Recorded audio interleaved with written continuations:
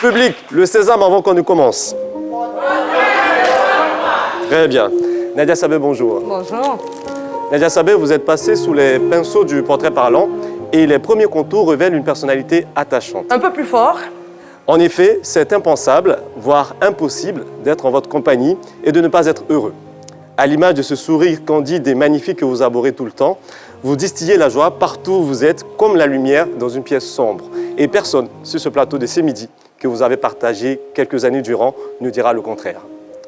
Le deuxième tracé de votre portrait révèle que vous avez l'art dans la peau. Nadia Sabé, vous ne connaissez pas de sabbat.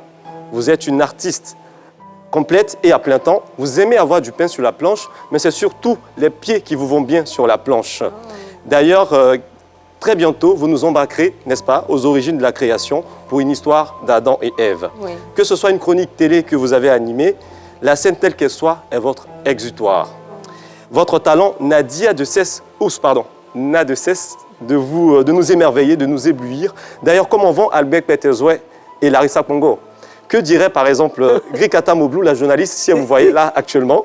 Et n'oubliez surtout pas de prendre le bord de la Sina, l'apprenti Baka. Alors, pour terminer, le troisième tracé de votre portrait dévoile que vous avez un pouvoir. Oui, Nadia Sabé, vous avez la magie ou le don de transformer tout ce que vous touchez et tout ce qui s'approche de vous.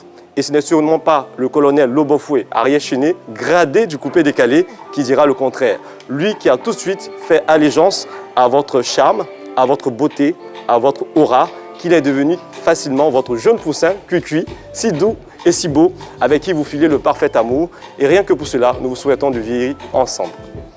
Et enfin, le dernier tracé de votre portrait, Nadia, nous emmène vers un voyage au cœur de la vie. Un voyage au cœur de la vie qui résonne comme un message d'espoir et de résilience de votre combat contre l'adversité, la maladie. Plus qu'un simple documentaire, Voyage au cœur de la vie, c'est le récit poignant d'une héroïne qui a donc vaincu ce mal, ce cancer du sein. Tel un phénix qui renaît de ses cendres, vous êtes justement cette vie.